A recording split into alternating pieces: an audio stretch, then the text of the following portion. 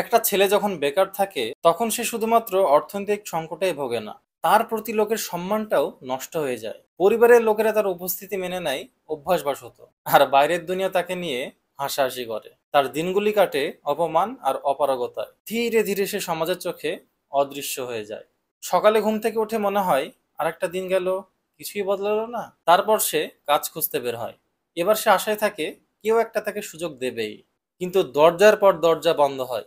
কেউ বিশ্বাস করতে চায় না যে সে পারবে। তোমার অভিজ্ঞতা নেই, আমাদের লোক লাগবে না, তুমি আনফিট, এই কথাগুলো তাকে ধ্বংস করে দেয় তিলে তিলে।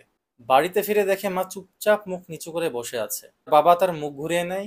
ছোট ভাই বোনের মনেও এক প্রকার প্রশ্ন, তুমি আসলে করছোটা কি?